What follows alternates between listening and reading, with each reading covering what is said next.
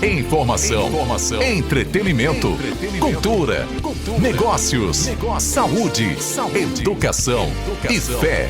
No ar, Conexão Diálogo com o Dr. Paulo de Tarso. Mais que um podcast, um debate sobre a vida. Oferecimento Wiki Telecom, a maior operadora de telecomunicações do Maranhão. Locadora Cargo, o veículo certo no lugar certo. E Instituto Brasileiro de Serviços Médicos, IBMED.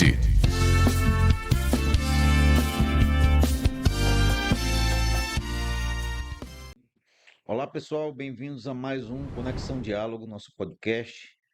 Hoje temos o privilégio de conversar com o senhor Antônio Lima Souza. Ele é pai do idealizador do Instituto Antônio Bruno, com uma trajetória marcada por desafios e conquistas. Antônio Bruno transformou a dor em propósito ao liderar a Casa de Apoio dedicada ao acolhimento de pacientes oncológicos, fundada em memória de seu filho. Hoje exploraremos a história por trás desse projeto inspirador, que nasceu de uma missão deixada por Bruno, seu filho, e hoje oferece suporte e esperança a tantas famílias. Antônio, que também é escritor, Antônio Lima Souza é escritor e possui obras que refletem sua jornada pessoal e profissional. Dentre elas, ele me trouxe aqui de presente esse livro sobre a vida de Antônio Bruno, filho dele, e aqui uma pequena regra de como funciona o Instituto Antônio Bruno e o Estatuto do Paciente Oncológico, que eu realmente não sabia, mas é uma lei que foi sancionada pelo governador da época. Eu acho que foi o governador Flávio Dino, Foi o ano passado. ano passado, né? Foi o. Já foi o governador Já. atual? Foi em novembro do ano passado. Tá com um Há ano. um ano que está aqui a lei, né, que está aqui em minhas mãos. Lei Eu Antônio vou. Bruno. E ela chama Lei Antônio Bruno, Em homenagem ao Bruno. em homenagem ao Bruno. E também algumas informações sobre o seu Antônio Lima Souza. Mas antes, eu passo a palavra para ele fazer as considerações iniciais dele. Bem-vindo, senhor Antônio. Que bom o senhor estar aqui conversando com a gente nessas informações. É, obrigado. Bom dia. É sempre um prazer falar do Instituto, falar do Antônio Bruno, falar de caridade, falar de amor, falar de Deus, falar da perspectiva de vida com Deus. É sempre muito bom e eu fico feliz por essa oportunidade de poder falar do nosso trabalho, falar do Antônio Bruno, que hoje é um postulante, é um processo de beatificação, e para mim é uma grande honra estar aqui falando dele, né, aproveitando esse canal, que é muito conhecido, muito bem usado, canal fiel. E quando a gente está perto de pessoas caridosas, pessoas que iniciam um trabalho como nós iniciamos hoje, falando de Deus, falando nas coisas boas que Deus nos apresenta, é sempre bom. Eu estou muito feliz em estar aqui. Beleza. Aqui eu tenho informação que o senhor nasceu no dia 13 de junho, não vou dizer o ano, logicamente, Quer dizer, em para você. Itaipava de Grajaú, Maranhão, né? Sim, O senhor se dedicou a cursos profissionalizantes na área de RH a partir de 80, concluindo 12 cursos nessa área.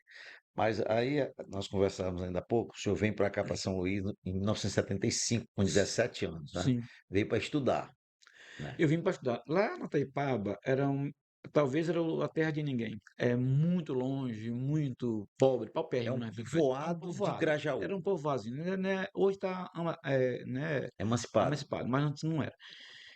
Aí nós fomos para Grajaú, muito motivado por, eu até escrevi, mas que não mandaram para cá. Motivado por questão de briga, questão agrária. Aí meu pai teve uma briga muito forte lá, um negócio muito sério, e nós tivemos que migrar para Grajaú. Fomos para Grajaú. Aí em Grajaú, passamos um tempo lá, aí minha irmã veio primeiro para estudar, estudou, se estabilizou. Aí em 77 eu vim, com a ideia de estudar, com a ideia de crescer, com a ideia todo jovem gosta disso na época então. Então eu vim para cá com essa ideia de estudar. E tinha meus sonhos, eu sempre tive um sonho de ser um advogado, sempre sonhei, eu era louco por isso. Eu gostava muito de ler, gostava muito de advogado. Eu fui lutar por esse sonho. Lá, o sonho de criança era ser um sacerdote. Mas três sonhos que me O senhor queria perseguiam. ser sacerdote lá. Gostaria de ter sido. Gostaria. Mas não teve chance. Porque eu não fui sacerdote, que meu pai queria que ele trabalhasse. Quando eu pude ser, eu não fui porque eu tinha que trabalhar. e sim Deus não quis, né? Sim, Deus não quis. Aí é o sonho de ser sacerdote, ser advogado e pai de família. Três sonhos que eu persegui na minha vida. Deus me deu um pai de família. Então, sacerdote, advogado, eu nunca fui, não consegui, não andei nem perto, não andei nem perto. Talvez porque Deus não quisesse mesmo. É porque era um grande sonho, né? Aí Deus me deu o privilégio de ser pai de família e eu sou muito, muito honrado com minha família, sou muito feliz com minha família. Minha esposa foi a melhor coisa que me aconteceu. Enfim, eu sou realizado sim, com sim. família. Aí, em 2005, o senhor iniciou um negócio do ramo de agropecuária, não foi? Foi, em 2005, eu trabalhava e comecei minha esposa se formou nessa época, ela era A dona formada, Luzia de Fátima, ela é veterinária, veterinária. Quando ela certo? se formou, nós botamos um pet shop, um Sim. pet shop. E começamos lá, em 2005, lá na Coab. O senhor saiu da empresa que trabalhava? Trabalhei, saí da empresa, trabalhava para botar o pet shop Certo, com a Fátima. certo. Mas a Fátima teve um problema com ela. Ela era fanática por família. Teve a oportunidade de emprego, não quis para a família. Imagina que o primeiro filho dela, Antônio Denis, ela não saía de perto. Ela arrumou um emprego muito bom na época, mas tinha que sair cedo de casa. E era ligada ao filho, aí preferia o filho o emprego. Nunca se empregou, nunca teve carteira assinada. Ela não trabalhou, só por causa dos meninos. Sim, Aí nós criamos os meninos nesse sentido. Aí ficamos lá na agropecuária, 2005 em diante, muita luta, tudo muito pequeno, não é nada grande. Nós nunca tivemos nada, é muito pequeno. Mas dava para viver dignamente. É pequeno, vivendo uhum, dignamente. E muito trabalho mesmo. Ela é recém-formada, a gente trabalhamos e assim. sim. Aí o senhor casou com ela e teve o Denis, o Bruno e a A Adriana, Adriana. não é? Muito bem, nós conversávamos agora que o senhor trabalhava na Granito. Granito 2000, de 2009 a Sim, o 2025. senhor trabalhava Hum, na Granito. Granito. Aí o Bruno veio com a ideia de comprar uma loja, né, grande. Como é que foi aí? A história de família é encantadora. Olá, pessoal. Vocês que estão assistindo esse podcast Conexão Diálogo, nós queremos pedir para vocês que estão gostando do conteúdo que é feito com muito profissionalismo, muita capacidade, se inscreva, dê o seu gostei ou não gostei e comente também. Isso é muito importante para nós. Depois que você fizer isso, continue assistindo o nosso conteúdo. Um grande abraço. Quando eu fiz o Encontro de Casais com Cristo, o Denis, o Bruno, estava criança. Ele ia amamentar lá no encontro, muito bacana, só para Sim, a sim. família. Quando eu trabalhava na Granitos, o Bruno trabalhava na Cleimalto, era uma empresa de autopeça, em frente a Granitos. Em frente a Granitos. E ele trabalhando lá como carregado de almoxarifado, o dono da Granitos, da Cleimalto, conhecia a gente. Nos conhecia da igreja, também Sim, era da igreja. sim. E ele falou pro Bruno, Bruno, tem um rapaz, um amigo meu, querendo vender uma loja lá na Coab, lá no Melbão. Você já ainda tinha uma A Fátima a na Pet da tinha, agropecuária, a Fátima estava na PET, eu empregado na Granitos e o Bruno na Clemalto. Clemalto. É assim estava a estrutura. Tudo muito pequeno. A Fátima lá ganhava, dizer, era quase E nada. nessa época o Deixa só Denis estudava. e a Adriana só Só estudavam. estudava. Certo, certo, Estudava. certo. Os três estudavam, mas o Bruno trabalhava. Já trabalhava. A partir dos 14 anos já trabalhava. Começou com 14 anos. Certo. Então, quando o cara falou para ele que tinha uma loja para comprar, ele não disse, vou ver, vou falar com o papai. Não, ele disse, eu vou comprar. Assim, a intuição, assim, é uma coisa muito, muito interessante que envolvia, assim, a gente enquanto família. Não sei se porque lá em casa era assim, antes de qualquer coisa uma oração. Isso aí era um padrão. Antes de qualquer coisa uma oração. Então, por conta disso, e o Bruno muito da igreja, e nós da igreja, então, por intuição, o Bruno disse, eu vou comprar. A primeira coisa que ele disse, eu vou comprar. Sem a menor condição humana. Impossível. Impossível, em termos de valores. É como se eu ganhasse hoje R$ 1.000 e ela fosse 1 milhão. É essa a proporção. É como se eu ganhasse R$ 1.000 e ela fosse 1 milhão. E ele disse que ia comprar. Então, quando começou essa história dessa loja, foi muito. Quase que deu problema. Porque ele insistiu muito e eu insisti muito para trás. Ele para frente e eu para trás. E nós chegamos até a discutir uma vez. Ele mandou um bilhete. É, é muito interessante para Nossa Senhora. Mãezinha do céu, Hoje, falando com o papai, ele veio com a história de não comprar loja. Veja se você consegue mudar o pensamento dele. Esse bilhete para Nossa Senhora. Aí o segundo bilhete, Jesus Cristo, papai está muito sem força. Consegue dar uma força para ele vir comprar essa loja? E haja bilhete em torno da compra da casa, da loja. Na verdade, a loja, Bruno, tratou mais com Deus do que comigo. Ele teve mais contato, mais negociou. A negociata de comprar não ou não a loja não foi muito comigo, porque eu não ia comprar. Não tinha quem fizesse. A negociação. Não tinha quem fizesse eu comprar. Não existia no mundo, não tem quem fizesse. Porque eu sou muito responsável. Eu jamais vou ficar. Hoje, eu não devo um centavo a ninguém. Eu não tenho não tenho nem dinheiro, eu não tenho dinheiro. Mas eu não devo a ninguém. Sempre fui assim. Eu nunca botei minha mão onde eu não preciso alcançar. Então, comprar essa loja era impossível para mim. Impossível. Impossível. Em todas as letras, impossível. O Bruno, sabendo que era impossível, o Bruno se ligou a Deus e garantiu que ia comprar. O Bruno garantiu, eu vou comprar. Garantiu para o dono da loja, garantiu, eu vou comprar a loja. E eu não. Não, não, não. E ele não compraria sem minha autorização, apesar de ser de maior. Até que chegou um dia, Jesus Cristo, eu vou hoje levar papai para conhecer a loja. Convence ele. Quando eu disse convence ele para Jesus, ele foi lá na loja meio-dia, falar comigo. Era pertinho. Eu digo, meu filho, deixa eu te dizer uma coisa. Eu não vou comprar essa loja, eu não quero nem olhar. E esse assunto está encerrado. Está encerrado. Nesse dia ele chorou. Quando eu lembro que eu fiz ele chorar, por isso eu fico muito triste.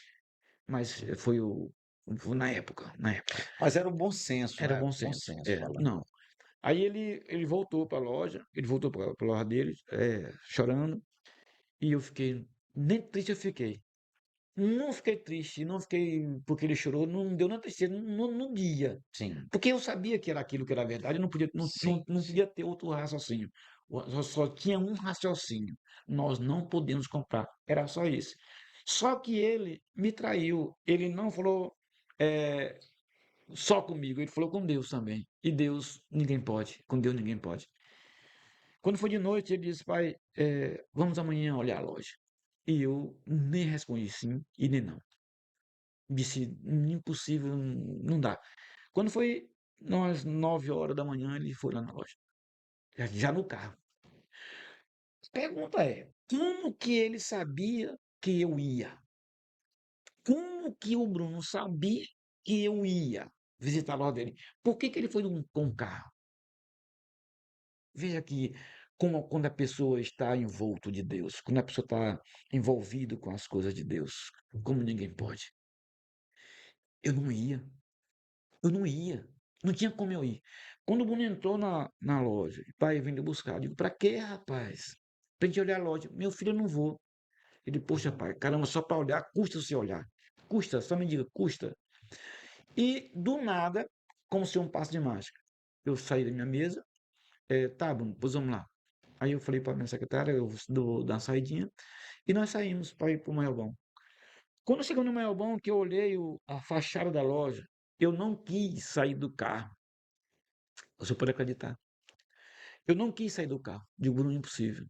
E ele, naquele dia, ele chorou de novo, lá no carro. Poxa, pai, dá para o senhor entrar? Nós não vamos comprar. Ele me convenceu mais uma vez. Ele não, Deus. Deus estava usando o Bruno. Quando nós entramos, ao invés, ele me apresentou o cara da loja com, esse aqui é meu pai, ele vai comprar a loja. Imagina que 1 minuto antes ele tinha dito que nós íamos só olhar, que eu não ia comprar. Por que ele me apresentou assim? O certo é que depois de muito eu, tipo São Paulo, lá na estrada de Damasco, quando a gente cai, e agora, senhor, o que quer que eu faça? Foi isso. E agora? Caí do cavalo. Quando nós saímos de lá, misteriosamente, Só um pouquinho. Aí, quando ele lhe apresenta como o dono da loja como comprador, qual foi sua reação? assim, chateado com ele. Sim. Agora eu não podia dizer nada para não maltratar ele ou para Sim. não diminuir ele. Eu fiz de conta que estava tudo certo, eu dei uma volta lá e saiu. Mas o senhor aceitou, disse pro dono da Não, loja, eu vou não, comprar realmente? disse não, Sim. disse não. Eu não disse isso. Sim, Foi mesmo porque eu não ia comprar. Até sim, ali eu não ia comprar. Eu sim. não disse, eu só olhei, é lógico. O fato estranho aconteceu foi quando eu botei o pé no carro, De volta. de volta. Naquela hora, eu pensei, na possibilidade. Quando eu voltei para a loja, já fui pensando na possibilidade. Eu digo, poxa, a possibilidade, a possibilidade. Mas eu não disse pro Bruno. Eu só pensei. De noite, ele, em casa, ele me abraçou, deu. Mas deixa eu só lhe interromper. Aí o bom senso do homem responsável fica uma luta entre a emoção e a razão, Eu lutei muito, não é? A lutei muito. emoção queria É, comprar, mas a razão dizia, não tem como. não. Não, quando eu pensei na possibilidade, Sim, quando eu botei o pé no carro, eu pensei na possibilidade. Quando eu cheguei de noite em casa, eu sempre chegava com ele me abraçou, me parabenizando. É, é, nós vamos ser dono do nosso próprio negócio. E naquele dia também não disse nada. É, tem uma frase dele que ele dizia assim, se Deus quiser, se Deus quiser, sim. eu e minha família vamos ser donos do nosso próprio negócio. Essa frase também É, está lá na carta do Tiago, do apóstolo Tiago, meu irmão de Jesus, que ele diz: tudo em que façais, deveis dizer, se Deus quiser. não, o Bruno era assim. É, O Bruno era pronto. assim. Tanto que a ideia de antes que a coisa uma oração é dele. Tá Sim, aqui. E ele escreveu, quando nós resolvemos, ele foi na Bíblia dele e botou. Na Bíblia dele está escrito o dia que ele pediu, o dia que ele pediu a graça e o dia que ele recebeu o milagre. Está escrito uma leitura, numa leitura que não tem muito a ver, assim, eu não sei por que ele escolheu aquela leitura. Ele fez um aspas, assim, uma chave, e botou o dia que ele ganhou a coisa, as que ele deu, aquele dia. Então, quando nós chegamos, quando eu botei o pé no carro, que a gente foi voltando para o serviço, que eu pensei na possibilidade, sem dizer para ele, na possibilidade, eu sim, senti ali que Deus podia estar agindo e eu estava insistindo em não, e Deus agindo. sim, Aí, quando chegamos em casa, foi diferente. E no dia seguinte, as coisas começaram a clarear. Foi quando Foi quando o dono da loja, Clemalto, foi lá onde eu estava e nós sentamos juntos. E houve uma coisa também interessante nesse caso, não foi só impulso, não foi só irresponsabilidade. O dono da Clemalto, o patrão do Bruno, sabendo que eu não queria comprar a loja, o Bruno convenceu ele, ele foi lá onde eu estava e sim, disse, irmão Antônio, deixa eu lhe dizer uma coisa. Você não quer comprar a loja, eu até concordo com o senhor, mas deixa eu lhe dizer uma coisa. Compre a loja, porque se você não tiver o dinheiro para pagar as prestações, os cheques, o senhor fala comigo que eu lhe ajudo a pagar. Isso aí foi uma força também. Eu não precisei. Por isso, juntou as coisas tudo e eu acabei dizendo sim e nós compramos a loja. Foi um período fantástico. Hoje, na época foi terrível. Porque eu tava lutando contra a vontade de Deus. Foi Tu terrível. acha que foi um exercício da fé? Não sei, foi um exercício da capacidade de pensar na frente. Sim, Preciso ter capacidade. Nós cristãos, a gente não pode ficar marcando passo. Eu sim, preciso pensar na frente. Eu não posso ir por impulso nem ir pelo vento. Vento leva é folha. Eu não. sim, Então, mas é ter sensibilidade e ter a sensatez de ouvir de uma grandeza enorme para nós cristãos. Precisa sim, ter a sensatez de ouvir. Talvez eu não estava tendo. sim. Mas aí, eh, vocês assinaram o contrato, assinaram os cheques. Sim, E como foi a primeira prestação? Era um cheque de 18 mil. 18 mil. Não, a loja era muito grande, produzia muito, vendia muito. Eu vendi, nós vendemos, foram meses muito bons. Meses muito bons. A gente apurava o dinheiro dos cheques, a gente apurava na loja. Aí eu dividia. Passamos por um período difícil também, porque a gente economizou muito para poder pagar os cheques. Sim, Mas a própria loja produziu o seu próprio pagamento. sim, Foi um bom negócio, foi um bom negócio. Era para ser um bom negócio. Nós Mas aí levamos, vocês vieram pagando com o pagamos, próprio faturamento com o da próprio loja. faturamento. O senhor teve Não que sair gostei. do seu trabalho para ir Saí, para dentro da loja. saí da Granitos e fui Aí a trabalhar. família toda A foi para família lá. toda. Na verdade, eu e o Bruno e a Fátima. O Denis só ajudava. E o Bruno, ele tinha um sonho, não para ele, mas ele queria muito que a Adriana e o Denis fosse formado, tanto que a faculdade era particular e quem pagava era a loja. Então o Bruno fazia questão de pagar a faculdade dos meninos, do Denis e da Adriana. Então, para ele era segundo plano. Qualquer coisa social, tipo faculdade, para ele era segundo plano. Ele tinha uma tese de que ele precisava trabalhar para me acolher. Quando a gente tem essa frase aqui dele, Sim, eu preciso trabalhar para acolher papai quando eu estiver velhinho. Então, o fato, ele não queria trabalhar, né, ele não tinha assim um desejo de se formar. Não, ele tinha desejo de trabalhar para ter condição de acolher os velhinhos dele, papai e mamãe. entendi. Aí, na cronologia aqui,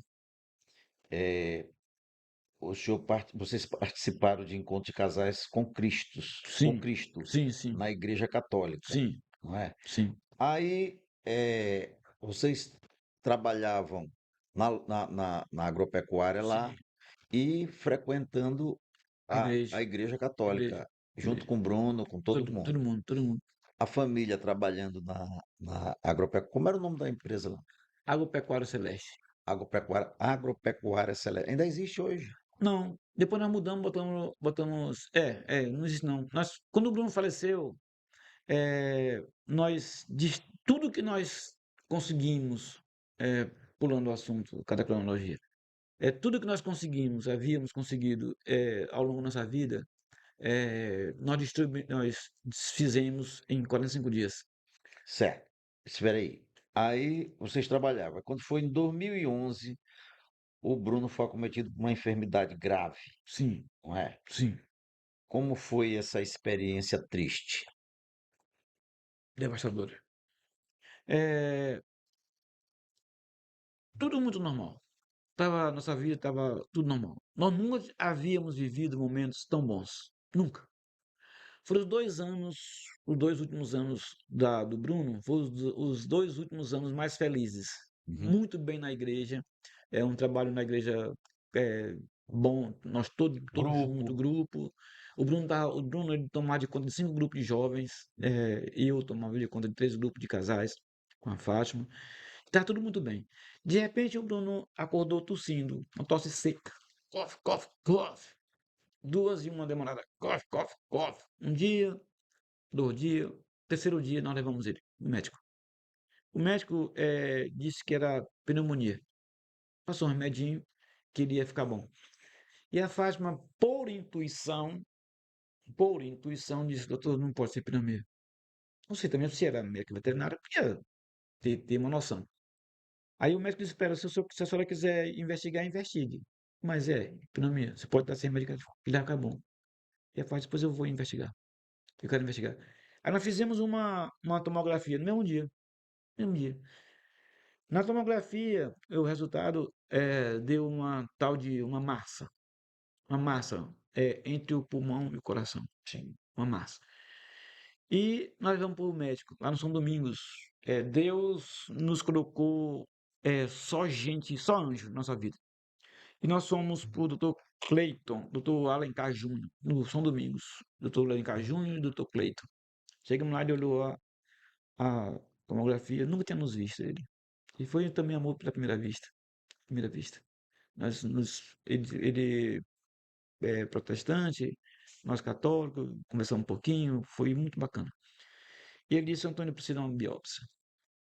Tudo ali para mim era muito novo. Muito novo. O Bruno também, uma família. E nós somos para tal de biópsia, da biópsia. É, quando foi fazer a biópsia, teve um problema. E o Bruno entubado. Ele nunca tinha ficado nu. Ele era muito respeitoso. Foi muito difícil para ele ficar nu na frente das enfermeiras. E ele foi entubado e a Fátima ficou na porta e eu não estava na hora. E na hora de tirar o tubo, ele não voltou. E E o médico chamou a Fátima começou a bater nele, tudo muito rápido, né? Nessa demora toda, Sim, muito rápido. sim. E o Bruno antes ele tinha feito um trabalho, que eu vou falar daqui a pouco sobre isso. É, trabalho lúdico com as crianças com câncer, lá no Hospital Dona Bela, outro mistério. Aí ele fez uma oração, Senhor, por tudo que eu fiz pelas crianças no hospital do câncer, me dá um pouco de ar. Nessa hora ele voltou, né? Ele contou que fez essa oração. Sim. Então, depois da biópsia, nós levamos, vou rezar para o médico deu 24 horas. O Bruno. Seu Antônio, é, o Bruno tem 24 horas de vida. Vamos botar aí estourando 2 dias. Pode se preparar. Na frente do Bruno. E o Bruno olhou para ele e disse: Quantas horas, doutor? Não, eu não vou morrer, doutor. Eu te garanto que eu não vou morrer. Nesse prazo aí, não. Minhas mãos não estão nas suas mãos. Minha vida não está nas suas mãos. Está na mão de Deus. Aí, tá bom. Então vamos nos preparar. Aí o primeiro passo seria o primeiro ciclo de quimioterapia. Aí o Bruno, não vou morrer não. Rindo, ele sempre foi assim, rindo. Não tem uma foto dele que não tenha rindo. Não vou morrer. Aí começou o Vale de Lágrimas. Nós começamos o seu quimioterapia e ele não morreu com 24 horas. Ele morreu com 9 meses. Durante o período que ele estava internado para a quimioterapia, foi o período que ele fez o projeto. O projeto está aí como idealizador, mas ele é o fundador. Não é o idealizador, ele é o fundador do projeto. Então, durante 9 meses que ele estava internado, esses 9 meses ele criou essas regras, mais ou menos umas 36 regras. Tá aqui a história, muito bonita a história, tá aqui escrita. Deixa eu mostrar aqui as Aqui é regras. uma regra do Instituto Em Bruno. Então, o período de enfermidade, ele criou essas regras, onde, depois que ele faleceu, aí nós colocamos em prática o projeto. Então, o médico deu 24 horas, mas ele viveu 9 meses, certinho, um período de uma gestação, 9 meses. Coincidência à parte, ele precisou de Deus. O médico deu 9 meses, mas Deus precisava de 9. O médico deu 24 horas, mas Deus precisava de 9. E 9 meses ele fez isso. Bom, passada essa fase muito triste, quando foi que vocês resolveram começar o Instituto Antônio Bruno? Nós fomos para Barretos. Enquanto nós íamos para o hospital, falava em médico e tudo, o Bruno só falava em casa de apoio.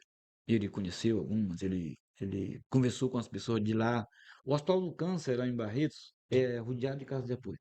Então ele conversou muito. Na época estava escrevendo também. Ele estava escrevendo no notebook dele, estava no notebook dele. E aconteceu que um mês lá em Barretos, quando foi no dia, conquistou todo mundo. Quando foi no dia do óbito dele, 5 horas da manhã, ele acordou, chamou a mãe dele para rezar. Rezaram. Daí a pouco o médico chegou e perguntou para ele: Bruno, como você amanheceu? Ele disse: muito bem, só um pouquinho cansado. E o médico olhou para a mãe dele e disse que está entrando em óbito. É, isso para dizer que o Bruno entrou em óbito muito bem. Viveu 9 meses muito bem. Você vai ler as frases, você vai ver. Muito bem. Então, Bruno, nesse dia, eu vou pular um pouquinho o assunto, nós viemos para casa. Fizemos lá o velório dele lá em São Paulo ainda. Era pra gente vir embora e não deixaram. O pessoal da igreja. Não, não. O Bruno mudou muito nossas vidas. Nós queremos fazer aquilo para ele. Fizeram um momento para ele, um momento muito feliz, muito bom.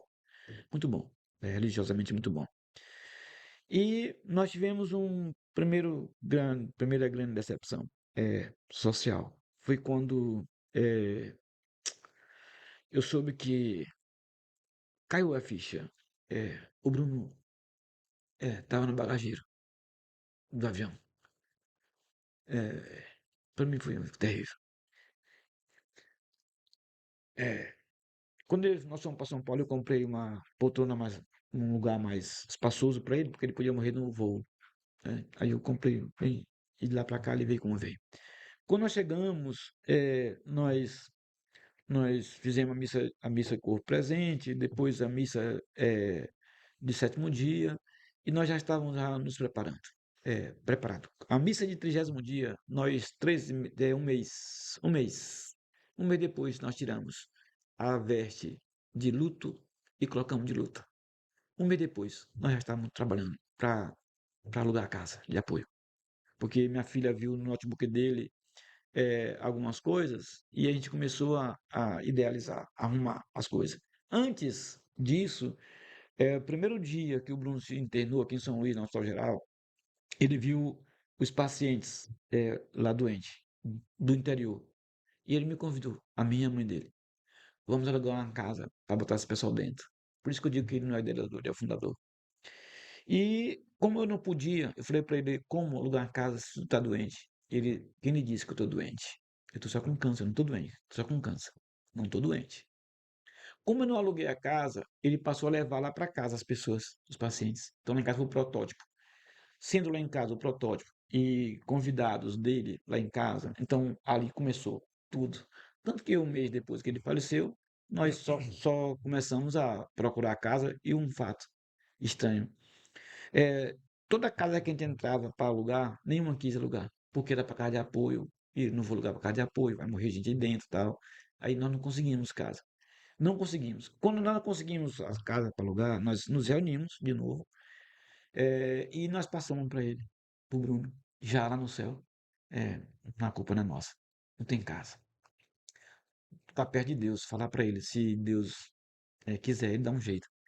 Isso foi numa quinta. Quinta. No sábado, minha esposa foi comprar fruta. Chegou na frutaria, uma pessoa perguntou: Dona Fátima, a senhora já alugou a casa? E a Fátima disse: não aluguei nem vou alugar mais, porque não acho. Ela disse: Não, pois vem cá. E pegou a Fátima pela mão, levou para uma pessoa. Eu tenho uma casa que só alugo para casa de apoio, porque era uma casa feia, piso mal feito, e tal, só para casa de apoio. Veja como Deus coloca as coisas tudo certinho, Direciona, né? direciona. Aí a Fátima disse: Eu não tenho mais dinheiro para pagar o depósito. E a moça abriu a gaveta, para numa loja de confecção, pegou as chaves, sem conhecer a gente. Botou a chave na mão da Fátima. Quando só tiver o dinheiro, a senhora me dá. Pode ir, a casa é sua. E ali nós começamos, com 30 dias depois da morte do Bruno. Já começamos a articular tudo. Foi assim que nós começamos o projeto. O projeto que literalmente não tem nada a ver conosco. É Deus, Deus próprio, Deus. Nada a ver conosco. E esse projeto, quando nós começamos, de lá para cá, com mais ou menos 60 dias, faltou comida. E nós fomos pedir de casa em casa comida. A primeira e última vez. De lá para cá, nunca faltou nada. Nunca faltou nada. Nós tínhamos um projeto de abrigar 10 pessoas na minha cabeça, lá no Quatraque. Daqui a pouco, com um ano, O primeiro local que foi você no alugaram Quatraque. foi no No Quatraque. Quatraque, uma casinha comum, Sim. comum. Com um ano, encheu, não tinha como. Aí nós nos mudamos para o Planalto, entre o Coab e o Quatraque. Uma casinha lá. Essa casa, eu não queria sair do Quatraque. Eu não queria sair do Quatraque de jeito nenhum, por causa da igreja. E eu tinha já 200 benfeitores, 203 benfeitores, entre R$ 5 e 50. E estava dando tudo certo. E eu tinha medo de sair e cadê os benfeitores? E ali que era point, ali que eu conheci todo mundo me conhecia na igreja. Da igreja, de cada casal, de cada 10 casais, 9 me conheciam. Ficava fácil para mim. E literalmente Deus me expulsou do Quatraque. Deus me expulsou do Quatraque. Eu fomos procurar casa e uma pessoa da minha diretoria achou uma casa que eu não quis. E eu fui lá onde o cara, falar com ele, casa boa, dava pra gente saber. Cheguei lá, falei com ele, Pinheiro, o nome dele. Pinheiro, é 1.500 o aluguel. Eu digo pra esse cara, eu vou dar um jeito de não dar certo. Eu não queria dar certo, vou dar um jeito de não dar certo. E Pinheiro, tu não quer 12 mil em um ano? Eu tinha certeza que ele não aceitava. De pagar adiantado, um ano, tudo 12 mil. Eu fechei a boca, o cara disse, eu aceito. Pronto. Aí estava fechado o Não negócio. tinha como. Aí nós nos mudamos para lá. Com 2 meses que eu não me mudei, isso foi em março de 2014. Com 2 meses que eu me mudei, 3 meses que eu me mudei, eu não tinha recebido um centavo daqueles 200 benfeitores. Sabe, com 6 meses, sabe quantos benfeitores novos eu tinha? 1.300. Deus colocou gente. Deus formou o Instituto de uma forma tão completa que o que eu precisava era de condição para manter. Eu tive. Eu precisava de gente. Eu tive. Mais de 2.000 benfeitores. E ele me apresentou pessoas que me ajudassem, que me ajudassem. Aí eu pedi a Deus para a gente comprar uma casinha, uma casinha. Eu pedi a Deus, tanto tentei comprar casa no Pinheiro. Ele não quis vender, que era casa de herança, isso aqui. Lá no Coatrac, quando eu estava no Coatrac, apareceu um casal da igreja, da Coab, dizendo: Seu Antônio, tem um terreno, escuta essa história. Tem um terreno na Coab, abandonado. O senhor não quer olhar esse terreno para construir sua casinha lá? Lá no Coatrac ainda. E eu agradeci e tal. Quando o cara saiu, eu digo: que diacho que eu quero com terreno, não estão conseguindo nem manter isso aqui. Longe de mim. Um ano e meio depois, não mais do que isso, eu tô lá na outra casa, na casa nova, eu lembrei dessa história. E eu fui no terreno onde o cara mandou. Cheguei lá, tinha um galpãozinho, velho. Galpãozinho bagunçado, tinha foto aí. Bagunçado, bagunçado, tudo quebrado, abandonado mesmo. E tinha uma casinha de umas pessoas lá, que se dizia o dono. E quando eu desci do carro, lá se viu uma pessoa, todo daquele jeito. E aí, doutor, o que você quer aqui? Aí eu disse: eu tô olhando o terreno, isso aqui é meu. Interessante. Aí esse, seu? Quem lhe deu? Digo: vou fazer o muro aqui, ó. Fazer o muro aqui. Isso criou um problema danado. O certo é, a história é muito longa, para ser bacana. O certo que essa pessoa me pediu 60 mil para sair de lá, e a minha diretoria todinha disse que ela ia pedir mais. Aí eu disse: eu não, isso não é meu, isso é de Deus. E quando ela foi na minha sala falar comigo sobre ela sair de lá, porque ela morava lá há 15 anos, eu disse para ela, ela pediu 60 mil. Eu disse: 60 mil, se eu vender minha família inteirinha, multiplicar por 1.000, não dá esse dinheiro. E eu nem sei conferir esse dinheiro. Eu vou lhe dar uma proposta, posso fazer? Ela disse: pode. Eu dou 3. Dou 3 mil. E conversa vai, conversa vem, eu dei para ela 3 mil, mais. Ela aceitou? Aceitou. Eu dei mais 3 mil, eu dei 2 mil tijolos, dei 10 sacos de cimento, de uma areia para ela construir a casa dela, e ela saiu. E nós assumimos a área sem ser nossa. E eu disse para o senhor: Senhor, me ajuda a arrumar esse galpão. Ele me serve. Aí Deus me deu condição e eu arrumei o galpãozinho. Depois eu disse: Senhor, eu queria construir aqui, senhor. Aí eu fiz um projetinho e não deu certo. Nunca deu certo. Eu com dinheiro, não deu certo. Quando estava tudo certo para construir o galpão, eu digo: vai dar certo. Adivinha o que aconteceu? Aconteceu uma chuva. Lá tinha 20 pacientes morando lá. Você já tinha mudado Já para tinha lá, mudado. para o Não, galpão. não, eu tinha colocado paciente lá porque não cabia, eu mudei, eu estava com as duas Você já casas. estava dentro das Com as casas, duas casas. entendi. Veja que alcance, veja como Deus é. Deus é impressionante. No dia que eu disse: vou construir isso aqui, fiz um projetinho e quase que dava certo. Só não deu certo porque Deus puxou meu tapete. Uma chuva torrencial na quadra. E o terreno e o galpão com 29 passos dentro ficou 1,10 m de altura, cheio d'água. Tem vídeo passando na televisão, é isso. Passou até na televisão, no jornal. E o vigia me ligou: Seu Antônio, 3 horas da madrugada. São Antônio, essa chuva aqui tá cheio d'água. Eu digo: Graciano, rapaz, depois pega o rodo e limpa. Ele: São Antônio tá inundado. Limpa o coisa, Você não rapaz. imaginava que Não, inundação era. quando ele disse limpa, aí caiu, o celular dele caiu dentro d'água. Aí eu digo: meu Deus, que tá acontecendo lá? Aí eu peguei o carro e saí. Quando eu cheguei lá, eu não podia entrar na rua. Água. Tem foto, tem vídeo. Eu digo: meu Deus do céu, os pacientes. Chorei, comecei a chorar. Rodeei, não podia entrar. Eu tinha que deixar a poeira baixar, a água baixar. Toda manhã, uma hora depois, a água baixou e eu consegui entrar. Quando eu consegui entrar, o portão estava arrebentado, o muro tinha caído, o muro já tinha caído, tudo no chão. E um paciente andando, saindo de dentro do galpão, cheio d'água, quando ele me olhou, o portão caído, e eu entrei por baixo do portão, assim, quando eu passei por baixo do portão, que ele me olhou, ele: Seu Antônio, mil maravilha, tá tudo bem, não se preocupe. Paciente, no braço do filho dele. Eu, meu Deus do céu, o que é isso? Que eu olhei isso. Tá, aí eu tirei todos os pacientes e levei lá para casa. Aí uma pessoa me ofereceu uma casa e eu usei a casa da pessoa por um ano. Nessa hora chegou uma pessoa, seu Antônio, tá, a casa bem aqui, tá para alugar. Como não aluguei ainda, leva o paciente para lá, tudinho. E eu levei tudo para lá, assim, tudo assim, tudo armadinho por Deus, tudo armadinho. Essa casa, que era pra, por um mês, passei 2 anos lá. Aí eu tirei os pacientes. Quando foi, a poeira baixou, de manhã eu fui lá, tudo quebrado, computador jogado fora, cama, alimentação, tudo, assim, parecia um tsunami. Sinceramente, tem a foto para comprovar e vídeo. Aí, quando eu fui olhar a casa, eu tinha pintado o galpão. Acredite se quiser. Não tinha parede, não tem aquela travessa da tesoura que a gente bota para Sim. fazer. Tava assim, a parede, a travessa assim da parede. E tá tudo pintadinho. Quando de manhã que for olhar, pela tinta, a gente percebia que a travessa estava bem aqui, ó, Bem na beira. menos de um tijolo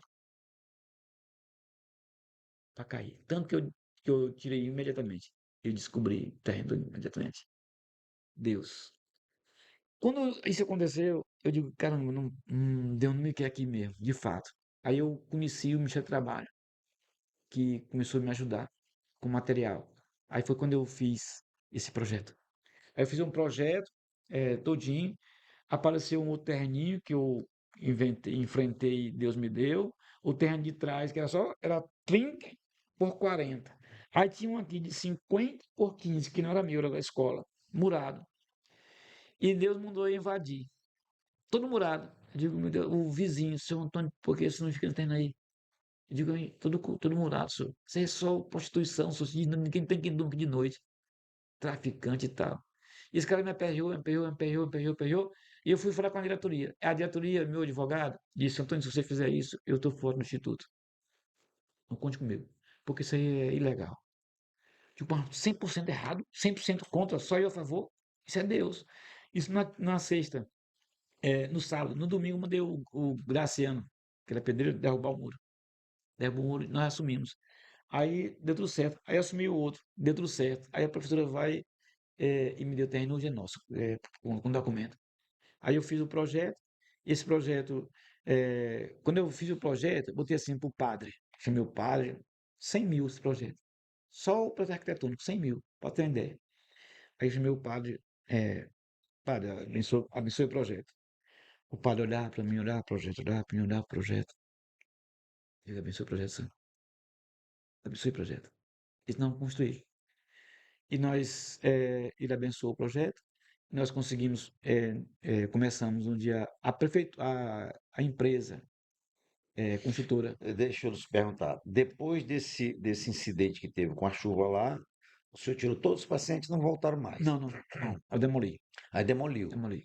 Aí regulamentou o terreno E começamos a obra. e começou a obra imediatamente sem dinheiro. Chamei a construtora, e a construtora chegou e perguntou, já com orçamento, pronto. Dava 4 milhões. Aí disse, doutor, para mim começar, eu tenho que ter quanto na conta? Ele disse, se o senhor não tiver 1,5 milhão, não comece que não dá certo. E eu vim por impulso. Eu disse, pois pode começar. E ele pensou que eu tivesse 1,5 milhão. Sabe quando é que eu tinha? 50 mil. Acredite se quiser. 50 mil. E nós fizemos 28 meses. Eu paguei o primeiro mês 80 mil, paguei o segundo mês 90 mil, terceiro mês 150 mil. 28 parcelas, sem atrasar nenhuma. Paguei foi adiantado um. E o prédio, quando terminou de construir, era 5 milhões e 800 mil. 5 milhões e 800 mil reais, 100% doação. Terminou o prédio, não estava devendo um centavo a De que ano a ninguém. que ano foi essa construção? A construção foi de dia 28 de agosto de 2017 a 29 de novembro de 2019. Nunca faltou um material, e só material de primeira. 6 milhões nós gastamos. Quantos metros quadrados, o senhor lembra? O prédio tem 2.000 metros quadrados. O terreno todo tem 6 mil. São quantos andares o prédio lá? 2. Dois É o andares. térreo andar. Primeiro andar. É, Aí o senhor terminou em 2019. 2019. Aí tem a mobília, né? A mobília foi interessante. Enquanto o prédio estava sendo feito, eu comecei a conversar a mobília. Aí eu comecei a doar os compartimentos.